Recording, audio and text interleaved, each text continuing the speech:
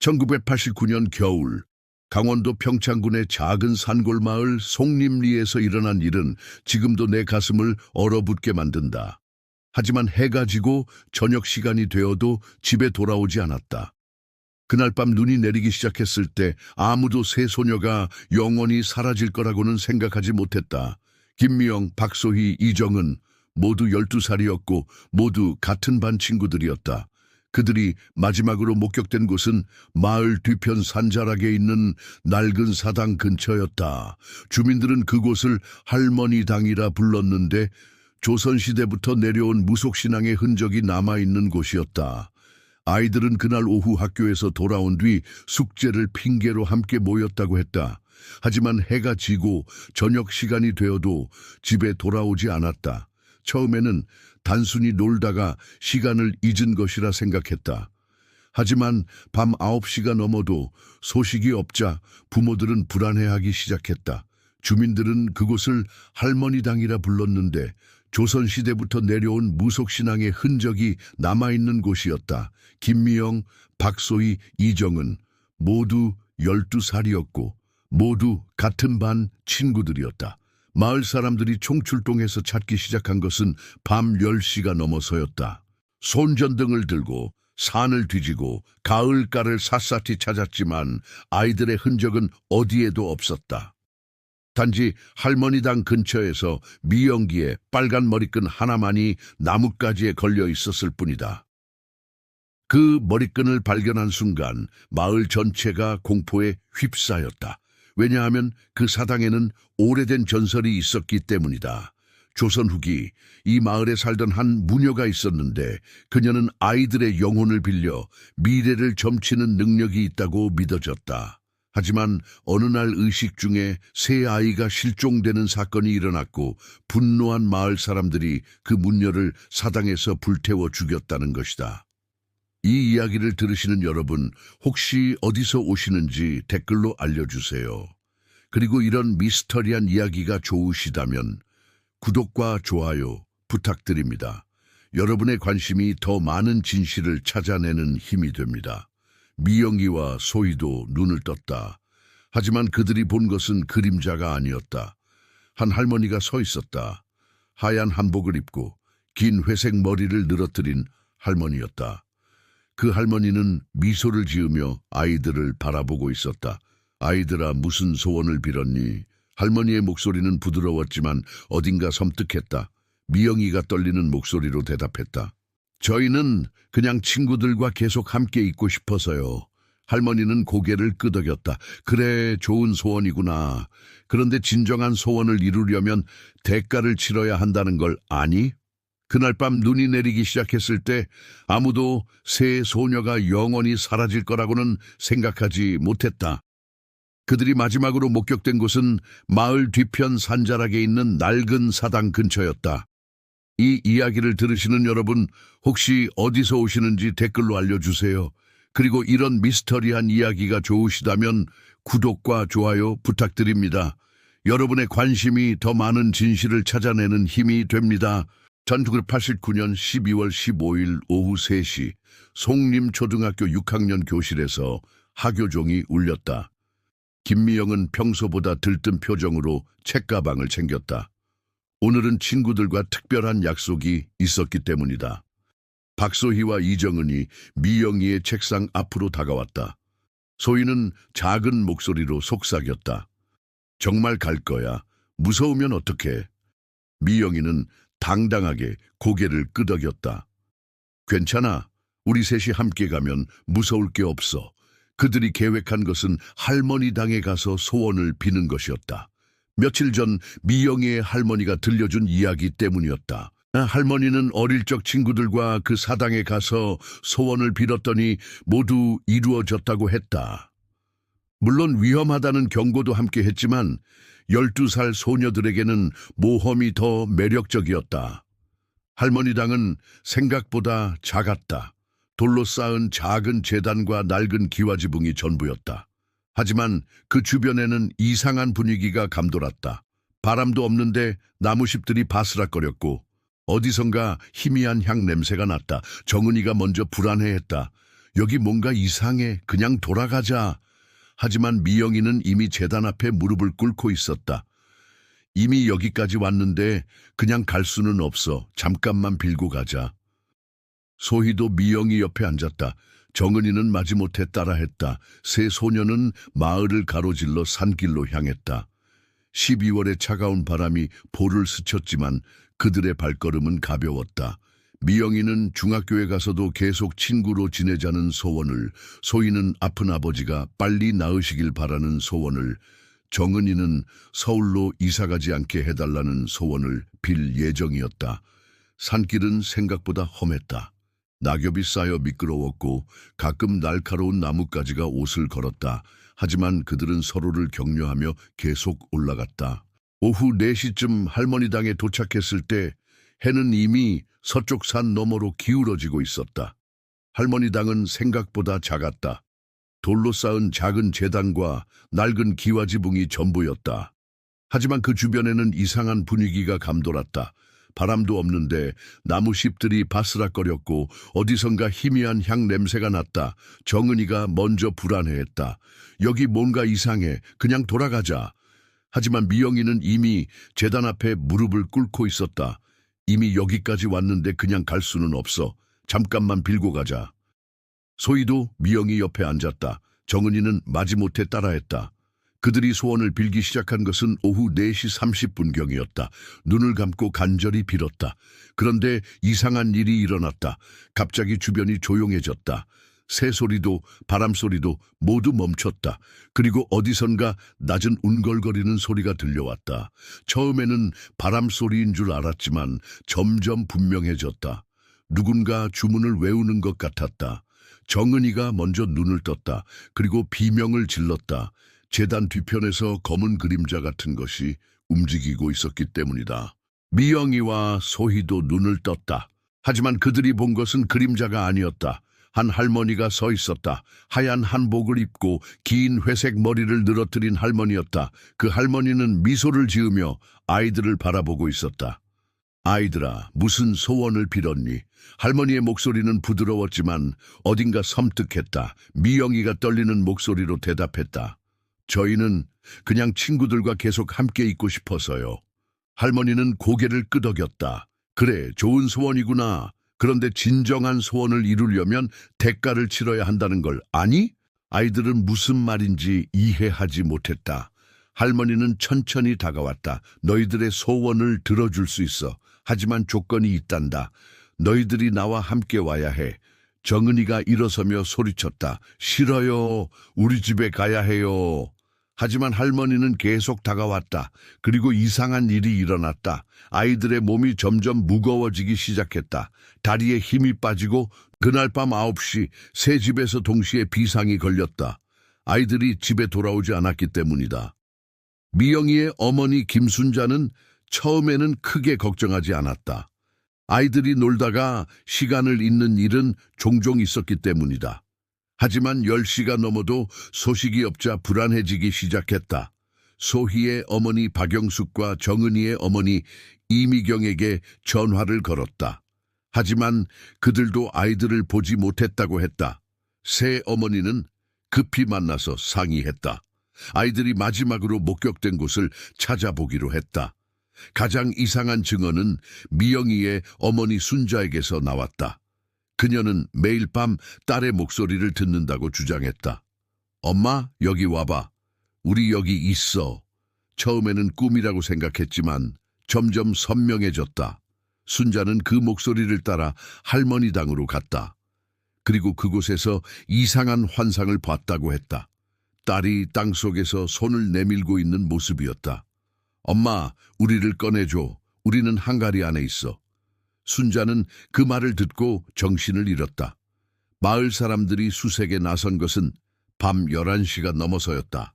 이장인 김철수를 중심으로 20여 명의 주민들이 손전등을 들고 마을 곳곳을 뒤졌다. 가을가, 폐가, 창고, 심지어 우물까지 모든 곳을 찾아봤다. 눈꺼풀이 무거워졌다. 마지막으로 기억하는 것은 할머니의 차가운 손이 자신들의 이마에 닿는 느낌이었다. 하지만 아이들의 흔적은 어디에도 없었다. 새벽 2시쯤 수색대 중 한 명이 할머니당 근처에서 빨간 머리끈을 발견했다. 미영이가 평소 즐겨 매던 것이었다. 그 순간 모든 사람들의 얼굴이 창백해졌다. 할머니당은 마을에서 가장 기피하는 장소 중 하나였기 때문이다. 다음 날 아침 일찍 경찰이 출동했다. 평창경찰서에서 온 형사 2명이 현장을 조사했다. 하지만 머리끈 외에는 별다른 단서를 찾을 수 없었다. 할머니당 주변의 땅은 너무 단단해서 발자국도 남지 않았고 주변 나무들에도 특별한 흔적은 없었다. 형사들은 아이들이 다른 곳으로 갔을 가능성이 높다고 판단했다. 머리끈은 며칠 전에 떨어뜨린 것일 수도 있다고 했다. 하지만 부모들은 그 말을 믿을 수 없었다. 미영이는 그 머리끈을 실종 당일 아침에 메고 학교에 갔기 때문이다. 1990년 1월이 되자 사건은 더욱 미궁 속으로 빠져들었다. 한 달 동안 강원도 전체를 뒤져봤지만 세 소녀의 흔적은 어디에도 없었다. 경찰은 납치 가능성을 염두에 두고 수사를 확대했다. 마을 주변의 모든 성인 남성들을 조사했고 최근에 이사 온 사람들의 신원도 확인했다. 하지만 의심스러운 인물은 오히려 수사 과정에서 마을의 다른 비밀들이 드러나기 시작했다. 소희가 학교에서 돌아와 울고 있는 모습을 본 사람들도 있었다. 혹시 소희가 아버지의 폭력을 피해 친구들과 함께 가출한 것은 아닐까? 하지만 이 가설도 곧 무너졌다. 아이들이 가져갈 만한 물건들이 모두 집에 그대로 있었기 때문이다. 경찰이 그 장소를 조사해봤지만 나온 것은 죽은 고양이 몇 마리뿐이었다. 상호는 아픈 고양이들을 안락사시켜서 묻어준 것이라고 설명했다. 하지만 사람들은 의심스러워했다. 왜 하필 그 시기에 그런 일을 했을까? 가장 충격적인 것은 마을 이장 김철수의 과거였다. 그는 20년 전 서울에서 폭행 사건으로 기소된 적이 있었다. 비록 무혐의로 풀려났지만 피해자는 당시 13살 소녀였다. 이 사실이 알려지자 마을은 술렁였다. 특히 미영이의 어머니 순자는 충격을 받았다. 자신의 남편이 그런 과거를 숨기고 있었다는 사실을 받아들일 수 없었다. 철수는 필사적으로 해명했다. 그것은 오해였고 자신은 결백하다고 주장했다. 하지만 의심의 눈초리는 쉽게 사라지지 않았다. 아이들은 무슨 말인지 이해하지 못했다. 할머니는 천천히 다가왔다. 너희들의 소원을 들어줄 수 있어. 하지만 조건이 있단다. 너희들이 나와 함께 와야 해. 정은이가 일어서며 소리쳤다. 싫어요. 우리 집에 가야 해요. 하지만 할머니는 계속 다가왔다. 그리고 이상한 일이 일어났다. 아이들의 몸이 점점 무거워지기 시작했다. 다리에 힘이 빠지고 눈꺼풀이 무거워졌다. 마지막으로 기억하는 것은 할머니의 차가운 손이 자신들의 이마에 닿는 느낌이었다. 경찰이 그 장소를 조사해봤지만 나온 것은 죽은 고양이 몇 마리뿐이었다. 상호는 아픈 고양이들을 안락사시켜서 묻어준 것이라고 설명했다. 하지만 사람들은 의심스러워했다. 왜 하필 그 시기에 그런 일을 했을까? 소희가 학교에서 돌아와 울고 있는 모습을 본 사람들도 있었다. 혹시 소희가 아버지의 폭력을 피해 친구들과 함께 가출한 것은 아닐까? 하지만 이 가설도 곧 무너졌다. 아이들이 가져갈 만한 물건들이 모두 집에 그대로 있었기 때문이다. 2월이 되자 더 이상한 일들이 일어나기 시작했다. 마을 사람들이 밤마다 할머니당 근처에서 이상한 소리를 듣는다고 신고했다.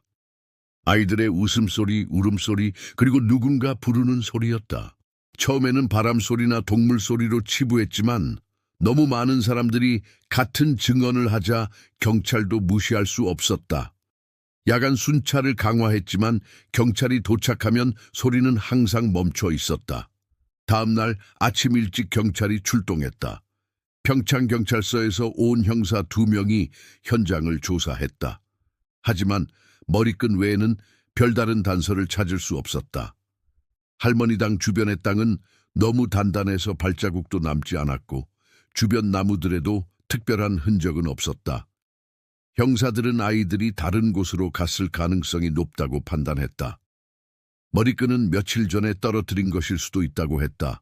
하지만 부모들은 그 말을 믿을 수 없었다. 미영이는 그 머리끈을 실종 당일 아침에 메고 학교에 갔기 때문이다. 가장 이상한 증언은 미영이의 어머니 순자에게서 나왔다. 그녀는 매일 밤 딸의 목소리를 듣는다고 주장했다.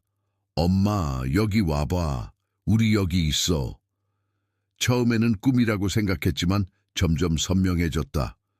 순자는 그 목소리를 따라 할머니 당으로 갔다. 그리고 그곳에서 이상한 환상을 봤다고 했다. 딸이 땅 속에서 손을 내밀고 있는 모습이었다. 엄마, 우리를 꺼내줘. 우리는 항아리 안에 있어. 순자는 그 말을 듣고 정신을 잃었다. 발견되지 않았다. 이 일이 있은 후 순자는 완전히 달라졌다. 매일 삽을 들고 할머니 당으로 가서 땅을 파기 시작했다.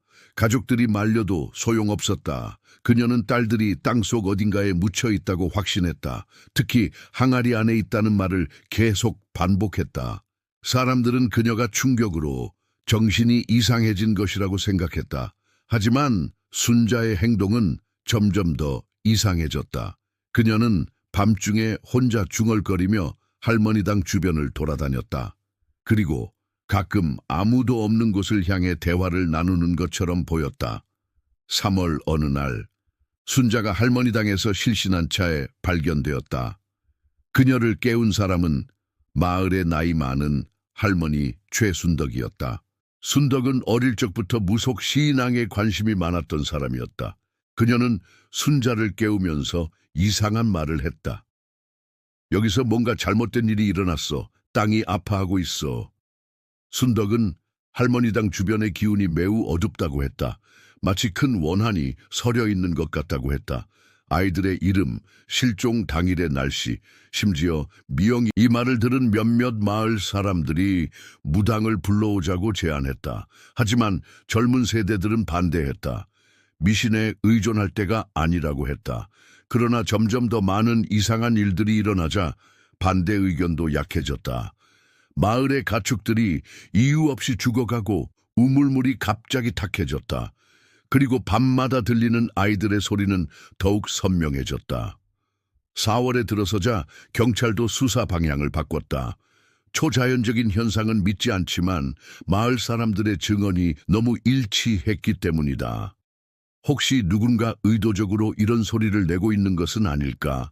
아니면 아이들을 숨겨놓고 심리적 압박을 가하고 있는 것은 아닐까? 새로운 수사팀이 구성되었고 마을 전체에 대한 재조사가 시작되었다. 하지만 이번에도 별다른 성과는 없었다. 경찰이 복순을 면담했을 때 그녀는 이미 정신이 많이 혼란스러운 상태였다. 하지만 가끔 놀라울 정도로 정확한 기억을 보여주었다. 특히 할머니당에 대한 이야기를 할 때는 마치 어제 일처럼 생생하게 기억했다. 그 아이들이 왔어. 소원을 빌러왔어. 하지만 그들은 몰랐어. 그곳이 얼마나 위험한 곳인지. 복수는 떨리는 목소리로 말했다. 나는 막으려고 했어. 하지만 이미 늦었어. 그녀가 깨어났거든. 그런데 5월 어느 날 뜻밖의 단서가 나타났다. 마을에서 30km 떨어진 원주시의 한 정신병원에서 연락이 온 것이다. 그들이 치료하고 있는 환자 중 한 명이 송림리 실종 사건과 관련된 말을 하고 있다는 것이었다. 그 환자는 60대 여성으로 3개월 전부터 입원해 있었다. 그녀는 계속해서 새 아이를 항아리에 넣었다는 말을 반복하고 있었다. 처음에는 망상으로 치부했지만 송림리 사건이 언론에 보도된 후 의료진이 연관성을 의심하게 된 것이다. 복순이 말하는 그녀는 조선시대 그 무녀를 가리키는 것 같았다. 복순의 말에 따르면 그 무녀는 죽지 않았다. 사람들이 불태워 죽였다고 생각했지만 실제로는 영혼이 그곳에 남아 있었다. 그리고 가끔씩 아이들을 불러들여 자신의 외로움을 달래려 했다. 그녀는 아이들의 순수한 영혼을 좋아해. 특히 간절한 소원을 가진 아이들을. 복순은 계속해서 중얼거렸다. 새 아이는 너무 순수했어. 그래서 그녀가 놓아주지 않았어. 이 일이 있은 후 순자는 완전히 달라졌다. 매일 삽을 들고 할머니 당으로 가서 땅을 파기 시작했다. 가족들이 말려도 소용없었다. 그녀는 딸들이 땅속 어딘가에 묻혀 있다고 확신했다. 특히 한가리 안에 있다는 말을 계속 반복했다. 사람들은 그녀가 충격으로 정신이 이상해진 것이라고 생각했다. 하지만 순자의 행동은 점점 더 이상해졌다. 그녀는 밤중에 혼자 중얼거리며 할머니당 주변을 돌아다녔다. 그리고 가끔 아무도 없는 곳을 향해 대화를 나누는 것처럼 보였다. 이 말을 들은 몇몇 마을 사람들이 무당을 불러오자고 제안했다. 하지만 젊은 세대들은 반대했다. 미신에 의존할 때가 아니라고 했다. 그러나 점점 더 많은 이상한 일들이 일어나자 반대 의견도 약해졌다. 마을의 가축들이 이유 없이 죽어가고 우물물이 갑자기 탁해졌다. 그리고 밤마다 들리는 아이들의 소리는 더욱 선명해졌다. 그 여성의 이름은 한복순이었다. 그녀는 송림리에서 태어나 평생을 그곳에서 살았던 사람이었다. 하지만 20년 전 갑자기 마을을 떠나 원주로 이사했다. 그 이유를 아는 사람은 거의 없었다. 단지 가족들과 갈등이 있었다는 소문만 있었을 뿐이다. 복수는 어릴 적부터 특이한 아이였다. 다른 사람들이 보지 못하는 것을 본다고 주장했고 가끔 미래의 일을 정확히 맞추기도 했다. 마을 사람들은 그녀를 무서워했지만 동시에 신기하게 여기기도 했다. 경찰은 복순의 말을 미신으로 치부하려 했다. 하지만 그녀가 아는 세부 사항들이 너무 정확했다. 그가 메고 있던 빨간 머리끈까지 정확히 기억하고 있었다. 더 놀라운 것은 그녀가 아이들이 빌었던 소원까지 알고 있다는 것이었다. 이 정보는 아무에게도 공개된 적이 없었다. 부모들조차 정확히 모르고 있었던 내용이었다. 경찰이 복순을 면담했을 때 그녀는 이미 정신이 많이 혼란스러운 상태였다. 하지만 가끔 놀라울 정도로 정확한 기억을 보여주었다. 특히 할머니당에 대한 이야기를 할 때는 마치 어제 일처럼 생생하게 기억했다. 그 아이들이 왔어. 소원을 빌러왔어. 하지만 그들은 몰랐어. 그곳이 얼마나 위험한 곳인지. 복수는 떨리는 목소리로 말했다. 나는 막으려고 했어. 하지만 이미 늦었어. 그녀가 깨어났거든. 복순이 말하는 그녀는 조선시대 그 무녀를 가리키는 것 같았다. 복순의 말에 따르면 그 무녀는 죽지 않았다. 사람들이 불태워 죽였다고 생각했지만 실제로는 영혼이 그곳에 남아있었다. 그리고 가끔씩 아이들을 불러들여 자신의 외로움을 달래려 했다. 그녀는 아이들의 순수한 영혼을 좋아해, 특히 간절한 소원을 가진 아이들을. 복수는 계속해서 중얼거렸다.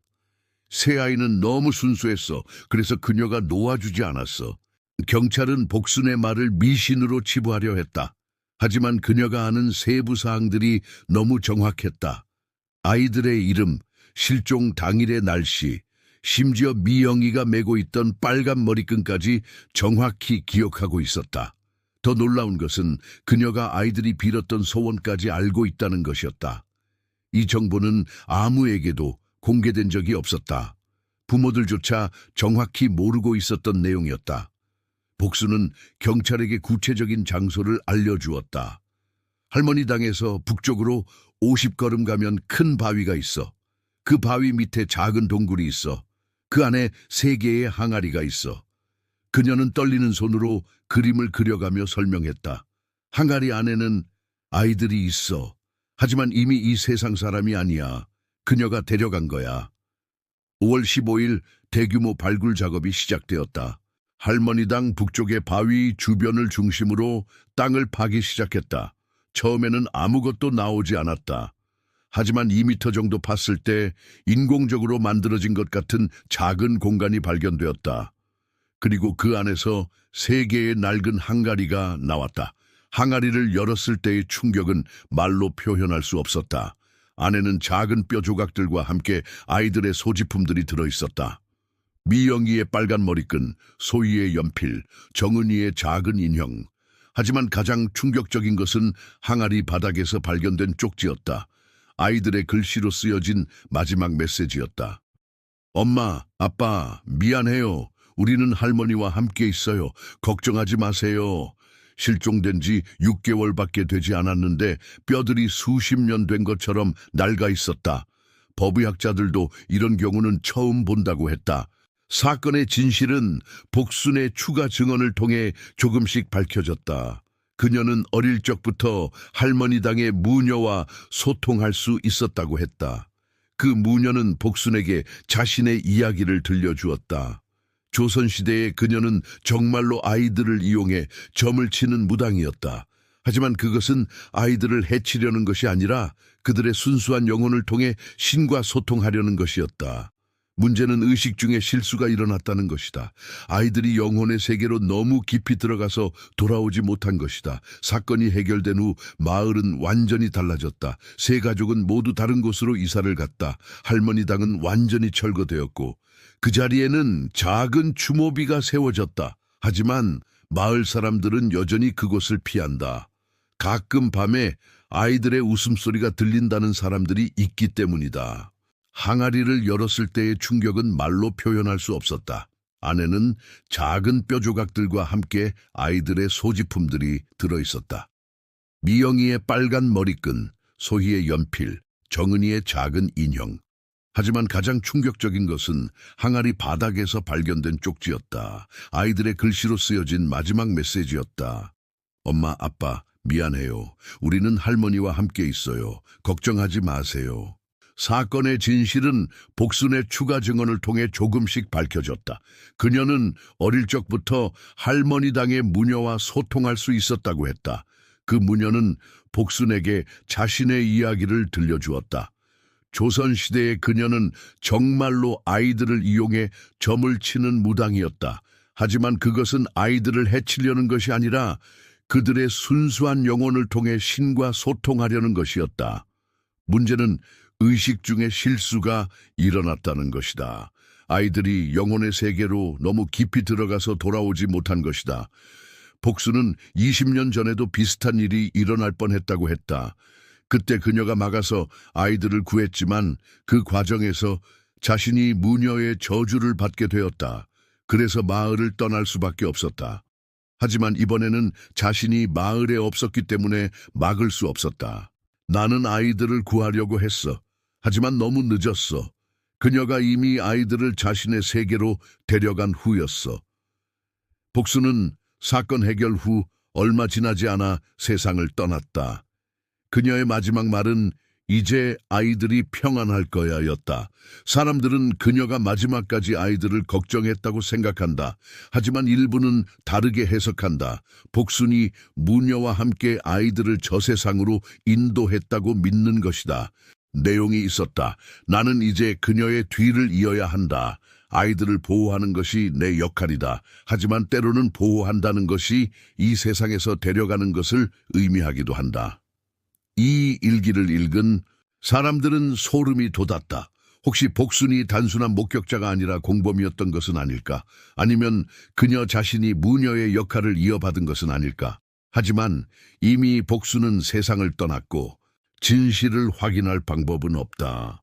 현재 송림리는 거의 폐촌 상태다. 젊은 사람들은 모두 도시로 떠났고 남은 것은 몇몇 노인들 뿐이다. 그들도 할머니당 터 근처에는 절대 가지 않는다. 밤이 되면 여전히 이상한 소리가 들린다고 한다. 아이들의 웃음소리, 울음소리, 그리고 누군가 부르는 소리. 하지만 이제는 아무도 그 소리에 귀 기울이지 않는다. 모두가 모른 척하고 살아간다. 나는 이 이야기를 들려드리면서 계속 생각한다. 과연 무엇이 진실일까? 정말로 초자연적인 힘이 작용한 것일까? 아니면 인간의 광기가 만들어낸 비극일까? 어쩌면 둘 다일지도 모른다. 이 세상에는 우리가 이해할 수 없는 일들이 너무 많다. 특히 아이들과 관련된 일들은 더욱 그렇다. 미영, 소희, 정은, 이 세 소녀들은 단순히 친구들과 함께 있고 싶다는 순수한 소원을 빌었을 뿐이다. 하지만 그 소원은 가장 끔찍한 방식으로 이루어졌다. 그들은 영원히 함께 있게 되었지만 이 세상에서는 아니었다. 혹시 지금도 어딘가에서 함께 놀고 있을까? 아니면 여전히 누군가의 도움을 기다리고 있을까? 이 이야기를 듣고 계신 여러분께 묻고 싶다. 여러분의 주변에도 설명할 수 없는 실종 사건이 있었나요? 혹시 어릴 적 친구 중에 갑자기 사라진 아이가 있었나요? 때로는 가장 평범한 마을에 가장 어두운 비밀이 숨어 있을 수 있습니다. 그리고 그 비밀은 수십 년, 수백 년 동안 계속될 수도 있습니다. 만약 여러분이 비슷한 이야기를 알고 계시다면 댓글로 공유해 주세요. 누군가의 이야기가 또 다른 진실을 밝혀낼 수도 있습니다. 그리고 이런 미스터리한 이야기들이 좋으시다면 구독과 좋아요 부탁드립니다. 여러분의 관심이 더 많은 숨겨진 진실들을 찾아내는 힘이 됩니다. 송림리의 세 소녀들은 이제 평안할까요? 아니면 여전히 어딘가에서 집으로 돌아갈 길을 찾고 있을까요? 이 질문에 대한 답은 아무도 모릅니다. 하지만 한 가지 확실한 것은 그들의 이야기가 우리에게 남긴 교훈입니다. 때로는 가장 순수한 소원이 가장 위험할 수 있다는 것.